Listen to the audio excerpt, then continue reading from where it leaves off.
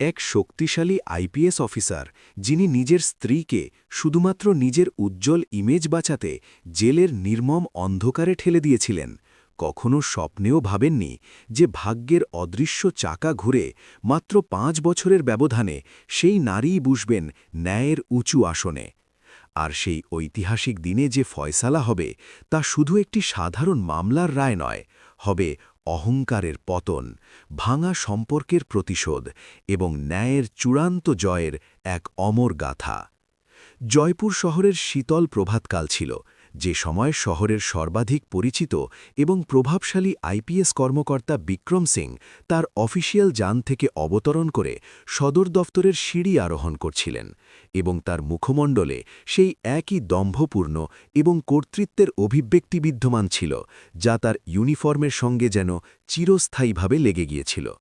কারণ এখন তিনি আর শুধু বিক্রম সিং নয় ছিলেন, তিনি সাহেব বনে চুকেছিলেন, যাদের এক ইশারায় লোকজন খাড়া হয়ে যেত এবং এক আদেশে কায়েদ গিয়া বদলে যেত।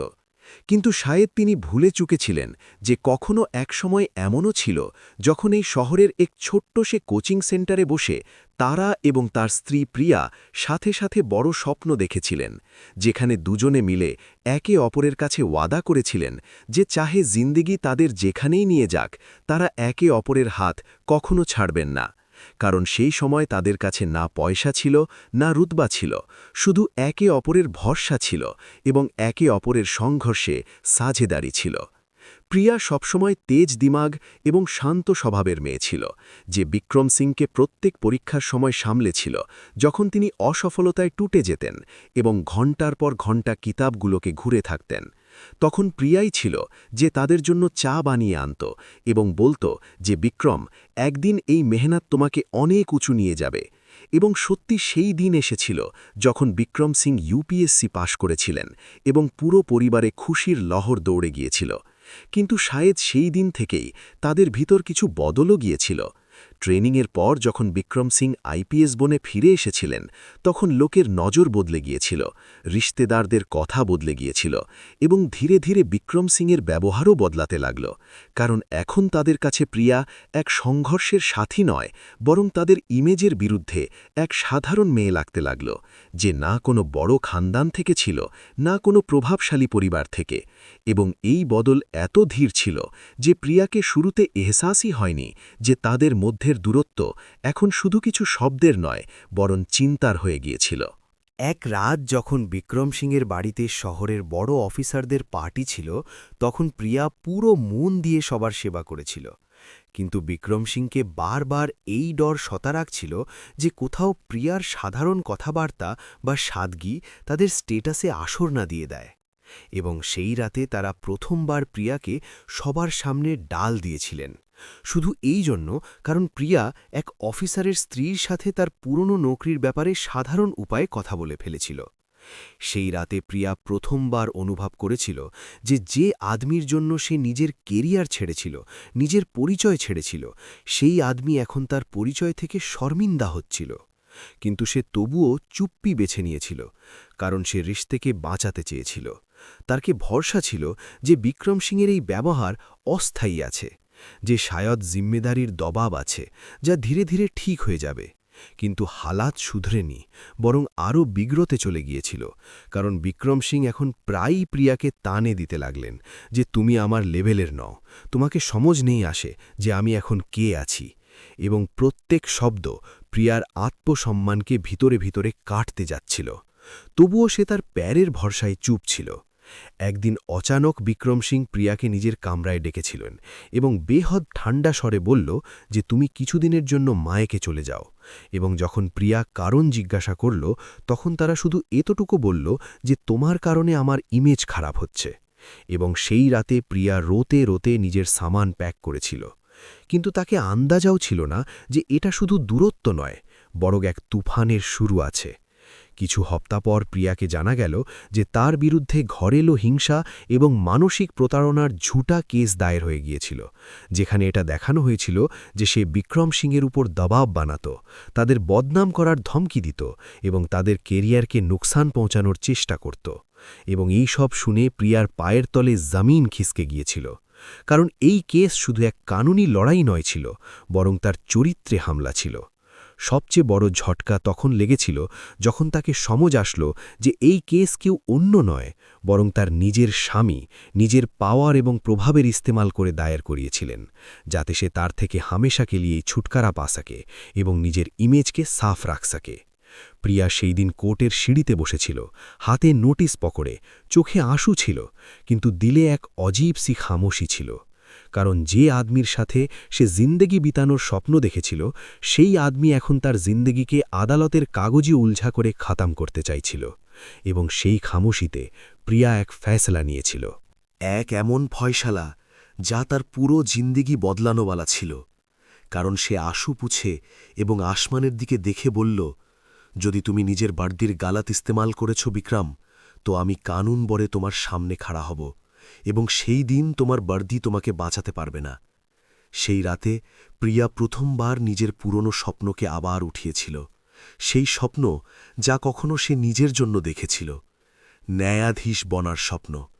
এবং সে ঠিক করেছিল যে এখন তার জিন্দেগি কোনো রিশতের মহতাজ নয় হবে, বরং তার আত্মসম্মানের গাওয়া হবে। কিন্তু রাস্তা আসান নয় ছিল। সমাজের কথা, রিশতেদারদের টানে, ঝুটা কেসের বদনামি এবং এক তাকাতোয়ার আইপিএস অফিসারের বিরুদ্ধে খাড়া হওয়ার ডর, এই সব তার সামনে পাহাড়ের মতো খাড়া ছিল। তবুও সে কিতাব উঠিয়েছিল, কোচিং জয়েন করেছিল এবং প্রত্যেক রাত সেই দর্দকে নিজের তাকাত বানে পড়াশোনায় ঝোঁক দিয়ে দিয়েছিল। কারণ এখন এটা শুধু কেরিয়ার নয় ছিল, এটা তার ইজ্জতের লড়াই ছিল। তাকে জানা ছিল না যে 5 বছর পর কিসমত তাকে কোন মোড়ে নিয়ে যাবে, কিন্তু এতটুকু ঠিক ছিল যে এখন প্রিয়া রোনেওয়ালি নয়, লড়নেওয়ালি ছিল।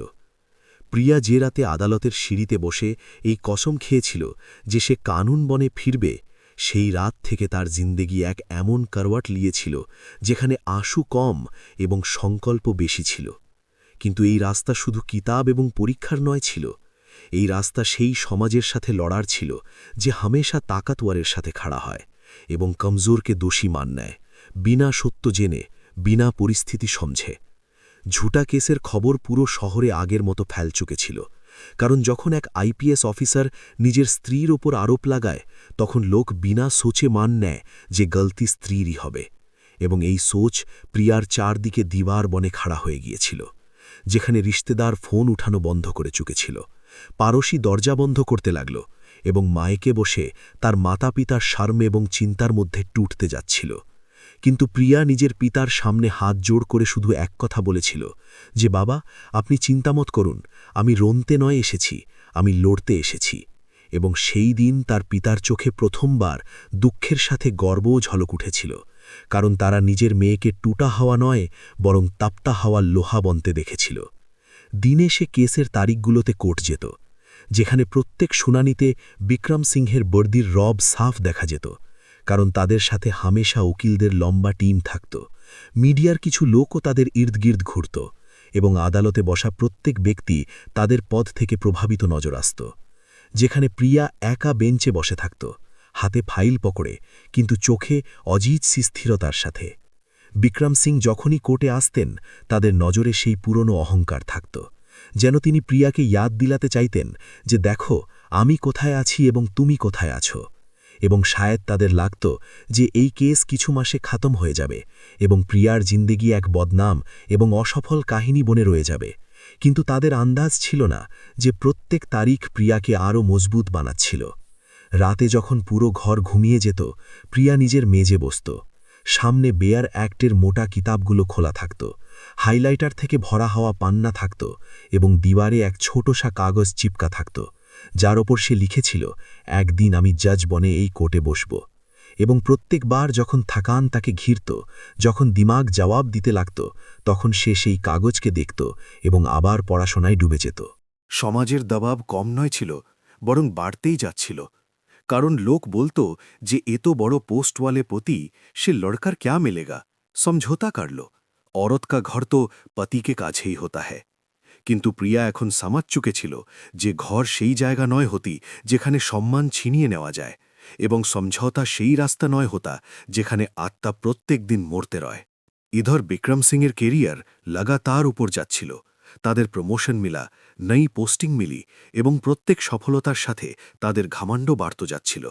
কারণ এখন তাদের লাগত যে তারা নিজের জিন্দিগি থেকে এক বোঝ হটায় দিয়েছেন এবং তাদের ছবি আগের থেকে আরও চমকদার হয়ে গিয়েছে। কিন্তু শায়দ তিনি এটা ভুল রাখছিলেন যে কানুনের পাহিয়া ধীরে ঘোরে, কিন্তু ঘোরে জরুর আছে। একদিন কোর্টের শুনানির দরমিয়ান প্রিয়ার উকিলনে কিছু এমন দস্তাবেজ পেশ করেছিলেন যা থেকে সাফ হয়েছিল যে কেস দায়ের হওয়ার দিন বিক্রম সিং নিজের প্রভাবের ইস্তেমাল করেছিলেন এবং কিছু গওয়াহাদের বয়ান মেল নয় খাতে থাকত। সেই দিন প্রথমবার আদালতে হলচল হয়েছিল এবং প্রথমবার বিক্রম সিংয়ের চেহারায় হালকাসি বেচেনি দেখা দিয়েছিল। কিন্তু তবুও তাদের আত্মবিশ্বাসে কোনো কমি নয় আসছিল, কারণ তাদের নিজের পদ এবং সম্পর্কের উপর পুরা ভরসা ছিল।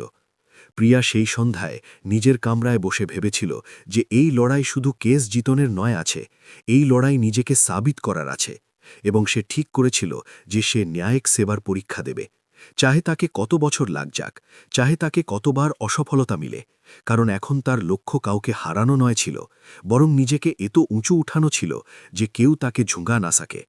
প্রথমবার যখন সে পরীক্ষা দিয়েছিল তখন সে ইন্টারভিউ পর্যন্ত পৌঁছে রয়ে গিয়েছিল এবং সেই দিন সে একা কামরায় বসে অনেক রোদে ছিল, কারণ তাকে লেগেছিল যে শায়দ তার মেহনত এখনও কাফি নয় ছিল। কিন্তু পরেরই পল সে নিজেকে আয়নায় দেখে বলল যে যদি 5 বছরও লাগে তো তবুও আমি রুকব না, এবং সেই জিদ তাকে আবার কিতাবের কাছে নিয়ে এসেছিল। দ্বিতীয় বছর সে আরও বেশি মেহনত করেছিল। কেসের তারিখগুলো, সমাজের টানে, আর্থিক দবাব, সবের মধ্যে সে নিজের লক্ষ্যকে কখনো ধুঁধলা হতে দেয়নি, এবং ধীরে ধীরে তার নাম রেজাল্ট লিস্টে উপর চড়তে গিয়েছিল। কারণ এখন তার পড়াশোনায় শুধু জানকারি নয় ছিল, তাতে দর্দের অনুভব ছিল, অন্যায়ের এহসাস ছিল এবং ন্যায়ের সচ্চি সমাজ ছিল। পঞ্চম বছরের সকাল যখন রেজাল্ট আসলো তখন প্রিয়ার নাম নির্বাচিত উম্মিদবারদের সূচিতে ছিল, এবং সেই পল তার হাত কাঁপছিল, চোখ থেকে আংশু বয়ে যাচ্ছিল, কিন্তু সেই আংশু কামজোরির নয়, জিতের ছিল। কারণ সেই দিন সে শুধু পরীক্ষা পাশ করেনি ছিল, সে নিজের টুটে হওয়া আত্মসম্মানকে আবার জিন্দা করেছিল। কিন্তু তাকে এটা জানা ছিল না যে কিসমতনে তার জন্য এর থেকেও বড় মোড় তৈরি করে রেখেছিল। কারণ কিছু মাস পর যখন তাকে তার প্রথম পোস্টিং মিলল এবং সে কোর্টের কুর্সিতে বসল, তখন তার সামনে পেশ হওয়া মামলাগুলোর সূচিতে এক নাম এমন ছিল যা পড়তে পড়তে তার শ্বাস কিছু পলের জন্য থমকে গিয়েছিল। নাম ছিল বিক্রম সিং। ফাইলে দায়ের আরোপ এবার আলাদা ছিল, কিন্তু গম্ভীর ছিল, এবং মামলা সেই পুরনো কেস থেকে জোড়া হওয়া ছিল, যেখানে প্রভাবের দুরুপযোগ এবং ঝুটা সবুতের আরোপ ছিল। প্রিয়ার আঙুল ফাইলের উপর ঠাহর গিয়েছিল, কারণ 5 বছর আগে যে আদমি নেতাকে কোর্টের সিঁড়িতে একা ছেড়ে দিয়েছিল, আজ সেই আদমি সেই আদালতে আরোপী বনে খাড়া হওয়াওয়ালা ছিল। এবং এবার প্রিয়া শুধু এক স্ত্রী নয় ছিল, সে ন্যায়াধীশ ছিল।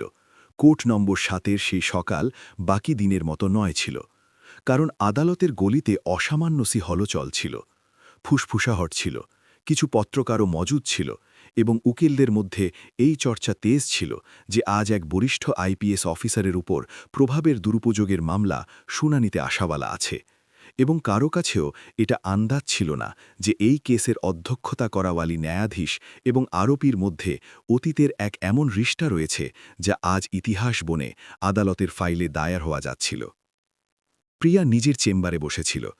সামনে সেই ফাইল খোলা ছিল যেখানে বিক্রম সিংহের নাম আরোপীর রূপে লেখা ছিল, এবং সেই নামকে দেখতে দেখতে তার মনে 5 বছর আগের সেই রাত ঘুরে গিয়েছিল যখন সে আদালতে সিঁড়িতে বসে রোদ ছিল। কিন্তু আজ পরিস্থিতি বদল চুকেছিল। আজ সে সেই আদালতের কুর্সিতে বসতে যাচ্ছিল যেখানে কখনো সে ন্যায়ের ভিক্ষা মাগছিল। ঘড়িনে যেইমাত্র 10টা বাজিয়েছিল, অর্দলিনে উঁচু আওয়াজে ঘোষণা করল, মাননীয় ন্যায়াধীশ মহোদয় পধার রাহিয়াছেন, এবং পুরো কোর্টরুম খাড়া হয়ে গিয়েছিল। প্রিয়া সংযমিত কদম থেকে ভিতরে প্রবেশ করেছিল। কালো জজের কুশাকে তার চেহারা শান্ত ছিল, চোখে দৃঢ়তা ছিল, এবং আওয়াজে সেই সন্তুলন ছিল যা বছরের তপস্যা থেকে আসে। কিছুক্ষণ পর কোর্টরুমের দরজা খুলল এবং বিক্রম সিং ভিতরে এসেছিলেন। এখনও সেই প্রভাবশালী ব্যক্তিত্ব, সেই আত্মবিশ্বাস, কিন্তু আজ তাদের কাঁধে বর্দির রোব নয় ছিল, কারণ তিনি আজ এক আরোপীর রূপে উপস্থিত ছিলেন। এবং যেইমাত্র তাদের নজর জজির কুর্সিতে বসা প্রিয়ার উপর পড়ল, তাদের কদম এক পলের জন্য ঠিঠক গিয়েছিল, তাদের চোখে যে ভাব উঠেছিল সেটা আশ্চর্য, অবিশ্বাস এবং হালকাসি বেচাইনির মিশ্রণ ছিল। কারণ শায়েদ তারা কখনো কল্পনাও করেননি যে মেয়েকে তারা নিজের ইমেজের জন্য বোঝা সমজকর হটা দিয়েছিলেন, সেই মেয়ে একদিন ন্যায়ের কুর্সিতে বসে তাদের দেখবে, সেও বিনা কোনো ভাবে, পুরোপুরি নিষ্পক্ষ।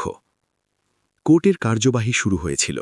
অভিযোজন পক্ষনে বিস্তারিত বলেছিল যে কোন উপায়ে 5 বছর আগে দায়ের হওয়া সেই কেসে অধিকারের দুরুপযোগ করা হয়েছিল, কেমন কিছু গবাহদের বয়ান পরে বদলে গিয়েছিল, কেমন কিছু দস্তাবেজে সময় এবং হস্তাক্ষর মেল নয় খাতে থাকত, এবং কেমন এই পুরো মামলা এক ব্যক্তির ব্যক্তিগত প্রতিষ্ঠা বাঁচানোর জন্য গড়া প্রতীত হচ্ছিল। প্রিয়া প্রত্যেক দলিলকে ধ্যান দিয়ে শুনছিল। তার সামনে শুধু এক ফাইল ছিল, কোনো অতীত নয়, কোনো নিজস্ব ভাবনা নয়, কারণ সে নিজের থেকে ওয়াদা করেছিল যে সে নিজের অতীতকে ন্যায়ের রাস্তায় আসতে দেবে না, এবং এটাই তার সবচেয়ে বড় ইমতেহান ছিল, বদলা নয়, ন্যায়। বিক্রম সিংহের উকিলনে তর্ক দিয়েছিল যে এই সব রাজনৈতিক সাজিশ আছে, যে এক বরিষ্ঠ অফিসারকে বদনাম করার চেষ্টা করা হচ্ছে, যে পুরনো কেসকে তোড়মোড় করে প্রস্তুত করা হচ্ছে। কিন্তু যেমন যেমন গবাহ পেশ হয়েছিল এবং দস্তাবেজ সামনে এসেছিল, সত্যের পরতগুলো ধীরে ধীরে খুলতে চলে গিয়েছিল। এক গবাহনে আদালতে স্বীকার করেছিল যে তার উপর দবাব ডালা গিয়েছিল বয়ান বদলানোর জন্য। এবং যখন এই শব্দ কোর্টরুমে গুঞ্জে, তখন সেখানে সন্নাটা ছেয়ে গিয়েছিল। কারণ এটা শুধু এক কেস নয় ছিল, এটা সেই বিশ্বাসের ওপর চোট ছিল যা জনতা কানুন এবং বর্দির ওপর করে। বিক্রম সিংহের চোখ কয়েকবার প্রিয়ার দিকে উঠেছিল। শায়দ তিনি তার চেহারায় কোনো পুরনো ভাবনা তলাশ করছিলেন, কোনো নর্মী, কোনো ঝিঝক। কিন্তু সেখানে শুধু এক ন্যায়াধীশ বসেছিল, যার চোখে না ক্রোধ ছিল, না দার্দ, শুধু কানুনের রেখাগুলো ছিল। শুনানির দরমিয়ান একক্ষণ এমনও এসেছিল যখন বাঁচাও পক্ষনে এই মুদ্দা ওঠানোর চেষ্টা করেছিল যে ন্যায়াধীশ এবং আরোপীর মধ্যে পূর্বে বৈবাহিক সম্পর্ক রয়েছে, এবং তারা মামলার নিষ্পক্ষতায় প্রশ্ন উঠিয়েছিল। তখন প্রিয়ানে পুরো শান্তিতে বলল যে তারা আগেই উচ্চ ন্যায়ালয়কে নিজের এবং আরোপীর পূর্ব সম্পর্কের জানকারি দিয়ে দিয়েছিলেন, এবং সেখান থেকে এই নির্দেশ প্রাপ্ত হয়েছিল যে সে এই মামলার শুনানি করতে পারে, কারণ কানুন ব্যক্তিগত ইতিহাস থেকে উপর হতা আছে। এবং সেই পল কোর্টরুমে বসে বসে প্রত্যেক ব্যক্তিনে সমঝ লিয়েছিল যে এটা শুধু এক কেস নয়, এক উদাহরণ বনতে বলা আছে। অনেক তারিখ বিতি, ব্যাহেস চলল, দস্তাবেজের যাঁচ হয়েছিল, এবং অন্ত সেই দিন এসেছিল যখন ফয়সালা শোনানো যাওয়া ছিল। কোর্টরুম খচাখচ ভরা হয়েছিল, মিডিয়া বাইরে ইন্তেজার করছিল, এবং বিক্রম সিং কটঘরে খাড়া ছিলেন। সেই ব্যক্তি যে কখনো নিজের আদেশ থেকে লোককে খাড়া করে দিত, আজ নিজে খাড়া ছিল, কানুনের সামনে। প্রিয়ানে ফয়সালা পড়তে শুরু করেছিল। তার আওয়াজ স্থির ছিল, প্রত্যেক শব্দ নাপাতুলা ছিল। সে বিস্তারিত বলেছিল যে কোন উপায়ে সাক্ষ্য এবং গবাহেদের ভিত্তিতে এটা সিদ্ধ হয় যে অধিকারের দুরুপযোগ করা হয়েছিল, এবং ঝুটা দস্তাবেজের মাধ্যমে এক নির্দোষ ব্যক্তিকে ফাঁসানোর প্রয়াস করা হয়েছিল। এবং অন্তে সে বলল যে কানুনের নজরে কোনো পদ, কোনো বর্দি, কোনো প্রতিষ্ঠা এত বড় নয় হতি যে সে সত্যকে দাবাতে শকে, এবং সেই সাথে সে বিক্রম সিংকে দোষী ঠাহরিয়েছিল। সেই পল আদালতে সন্নাটা ছেয়ে গিয়েছিল, কারণ এই ফয়সালা শুধু এক ব্যক্তির বিরুদ্ধে নয় ছিল, এটা সেই সোচের বিরুদ্ধে ছিল যে মানতি আছে যে শক্তির সাহারে সত্যকে দাবানো যায়। বিক্রম সিংহে একবার আবার প্রিয়ার দিকে দেখেছিল। এবার তাদের চোখে অহংকার নয় ছিল, সেখানে পছতাবা ছিল। শায়েদ এটা এহসাস ছিল যে তারা যে রিশতেকে কমজোরি সমঝেছিলেন, সেই রিশতা আজ তাদের সবচেয়ে বড় শিক্ষা বন গিয়েছিল। কিন্তু কাহিনী এখানে খতম নয় হয়, কারণ ফয়সালার পর যখন আদালত খালি হতে লাগল, বিক্রম সিংহে নিজের উকিলের মাধ্যমে এক সন্দেশ ভিজুয়া দিয়েছিলেন যে সে প্রিয়ার থেকে ব্যক্তিগত রূপে কিছু বলতে চায়, এবং এটা সেই ক্ষণ ছিল যেখানে অতীত এবং বর্তমান শেষবার আমনে সামনে আসতে যাচ্ছিল। আদালতের ফয়সালা শোনানোর পর কোর্টরুম ধীরে ধীরে খালি হতে লাগল। কুর্সিগুলোর আওয়াজ, ফাইলগুলোর বন্ধ হওয়ার হালকা খটখটাহট, এবং বাইরে খাড়া মিডিয়ার চহলপহল সেই ঐতিহাসিক ক্ষণকে দাঁড় করছিল। কিন্তু সেই সোরের মধ্যেও এক গভীর সন্নাটা ছিল, কারণ প্রত্যেকে সমঝ চুকেছিল যে আজ শুধু এক অফিসারকে সাজা নয় মিলেছে, আজ এক সোচকে আয়না দেখানো গিয়েছে। প্রিয়া নিজের চেম্বারে ফিরে এসে কুর্সিতে বসেছিলই ছিল যে অর্দলিনে দরজায় দস্তক দিয়েছিল এবং ধীর আওয়াজে বলেছিল যে বিক্রম সিং আপনার থেকে ব্যক্তিগত রূপে কিছু মিনিট মিলতে চান। এবং সেই ক্ষণ প্রিয়ার ভিতর এক হালকাসি লেহের উঠেছিল, কারণ 5 বছরের অতীত একই বাক্যে সিমাট করে সামনে খাড়া হয়ে গিয়েছিল। কিন্তু সে নিজেকে সংযমিত করেছিল এবং বলল যে তাদের ভিতর ভেজ দিয়ে দিন, কারণ এখন সে কোনো রিশতের নয় বরং নিজের নির্ণয়ের মালিক ছিল। বিক্রম সিং ভিতরে এসেছিলেন। এবার তাদের কদমে সেই ঠসক নয় ছিল যা কখনো বর্দির সাথে আসত। তাদের চোখে থাকান ছিল, চেহারায় সেই কঠোরতা নয় ছিল, এবং কিছু পলের জন্য দুজনের মধ্যে সেই খামোশি খাড়া হয়ে গিয়েছিল যা কখনো তাদের রিশতেকে তোড় দিয়েছিল। ফারাক শুধু এতটুকু ছিল যে তখন খামোশিতে দর্দ ছিল, আজ খামোশিতে সত্য ছিল। বিক্রম সিংনে ধীর আওয়াজে বলতে শুরু করেছিলেন যে আমাকে জানা আছে যে আজ যা হয়েছে সেটা কানুনের মোতাবিক হয়েছে এবং শায়দ আমি এ সাজার হাকদারও আছি। এবং এই শব্দ শুনে প্রিয়ার ভিতর কোনো হালচাল নয় হয়েছিল, কারণ সে 5 বছর আগেই নিজের দিলে তাদের জুড়ে সারে ভাব দফন করে দিয়েছিল। কিন্তু সে ধ্যান দিয়ে শুনছিল, যেন এক ন্যায়াধীশ শোনে, বিনা পূর্বাগ্রহে। বিক্রম সিংনে আগে বলেছিলেন যে যখন আমি সফল হয়েছিলাম তখন আমাকে লেগেছিল যে দুনিয়া আমার কাদামে আছে, এবং আমি এই ভুল করেছিলাম যে ইনসান আমার সাথে সংঘর্ষে খাড়া ছিল সেই আমার সবচেয়ে বড় তাকাত ছিল। কিন্তু আমি তোমাকে নিজের ইমেজের বিরুদ্ধে সমঝেছিলাম, তোমাকে ছোট সমঝেছিলাম, এবং নিজের বর্দির ফুমান্ডে এত অন্ধ হয়ে গিয়েছিলাম যে আমি কানুনকেও নিজের অহংকারের হাতিয়ার বানিয়েছিলাম। এবং তাদের আওয়াজে প্রথমবার পচতাবের সত্য ছিল। প্রিয়ানের শান্ত স্বরে বলল যে বিক্রম, সেই দিন যখন আপনি আমার উপর ঝুঠা কেস দায়ের করিয়েছিলেন তখন আপনি শুধু আমাকে নয়, কানুনকেও চোট পৌঁছিয়েছিলেন, এবং কানুনকে চোট পৌঁছানোওয়ালা চাহে কেউ হোক তাকে জবাব দিতেই পড়তা আছে।